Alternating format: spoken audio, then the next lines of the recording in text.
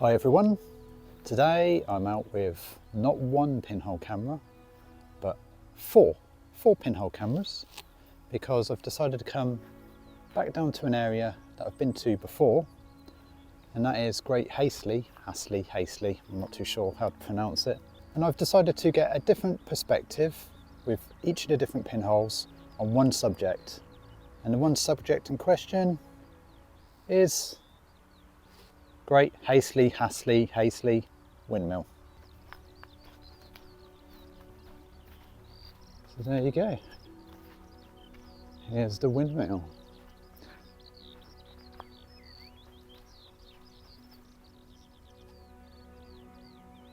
I'm not going to lie, it's a little annoying that it's facing that way, because one of the pinhole cameras I've got is my man bag, the 4x10 paper negative pinhole camera by Reality So Subtle, and I wanted to kind of do one going from there with the windmill, but the windmill's pointing in the wrong direction. If it was pointing down that way a little bit, I would have had a nicer image. So now I've got to rethink what I'm going to do.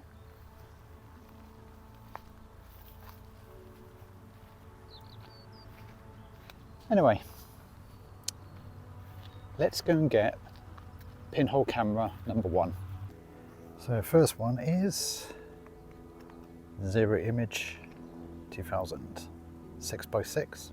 I should point out that all the pinhole cameras I've got, they've all got paper negatives inside. One of the pinhole cameras I've got has got direct positive paper in it. Not a big fan of it, but I thought I'd give it another go. But I just want to see how it compares to standard photography paper. Anyway, let's go and set this bugger up and see what image I can take. So with this one, I think I'll do something quite straightforward. What I'll do, I'll probably get a bit of this flowers going with the windmill. I'll bring it down a bit lower. Right there.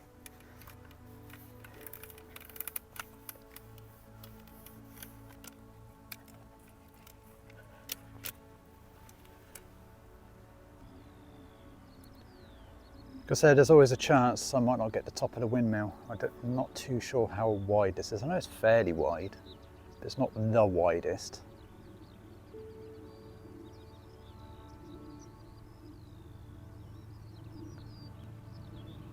Okay.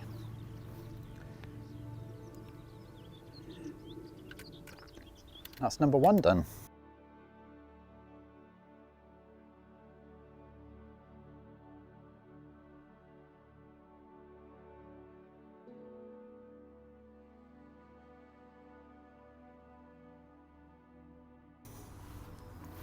Let's go and get number two. So pinhole number two is a new pinhole camera I've got. Well, relatively new. And that's the Mia 6x6 10mm wide pinhole camera. I'm not too sure how it's going to react to paper film, because usually with the super wides there's not going to be enough light coverage edge to edge. But I'm going to give it a go, just for a fun experiment. I call this the mouse. The reason why I call it the mouse is that it has a mouse-sized view, is probably the best way I can describe it. So this is the next one I'm going to do. I'm going to do something a bit more experimental. When you get super wide pinhole cameras, you might not be able to get much coverage on a paper negative with this. You see how thin it is? The reason why the man bag has got that big massive curvature at the back is to allow that pinhole to evenly distribute light right across the paper. That's why it has that design. This does not. But I'm still curious to see how it looks. Probably do something here. I'll try and get the tripod as high as possible.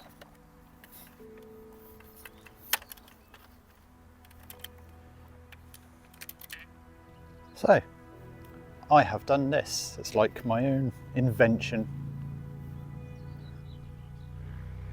Just to try and get it as close as possible to the rudder. I'm not too sure what are these called on windmills.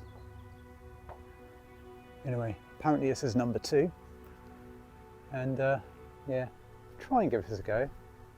Again, probably about 30 seconds, maybe a little bit less. Chances are it's probably only going to get a very tiny bit, and then it just have a massive vignette on the sides. But we'll give it a go, why not? It's a bit of fun. Stop it wobbling. 1, 2, 3, 4, 5, 6, 7, 8, 14, 15, 16, that'll do. There you go. So, camera number 2, the Mia 6x6 10mm pinhole camera with a paper negative that may vignette wildly.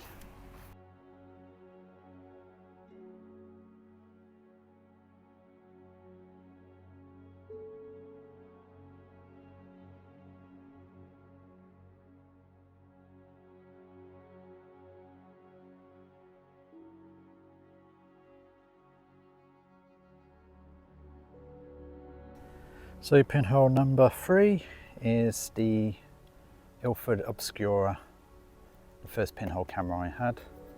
Again, this is specifically designed for paper negatives. I have direct positive paper in this, so I'm not too sure how it's going to come out. I've used Caffeinol before on direct positive paper and it just didn't work. But I'm actually going to use proper developer this time. See what happens.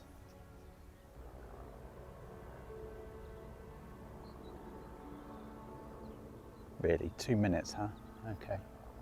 We'll see about that. Right. Here we go. Wobble.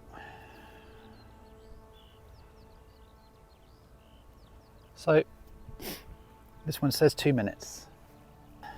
Sun's out now, so I have to keep judging. So now it's saying 60 seconds. Is the stopwatch still going? Yeah, sun's right on it now. I give some in between. I don't want it too overexposed, but I want to get enough exposure on this so I can see the brickwork. And that's that done.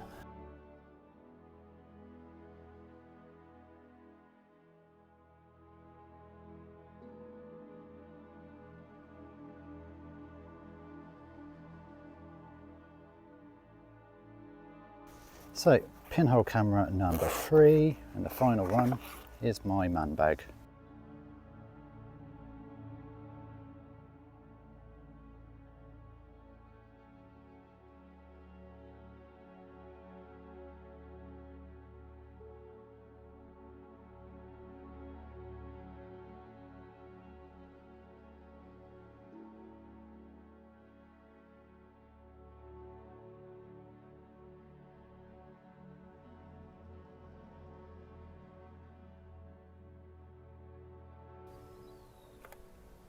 There you go.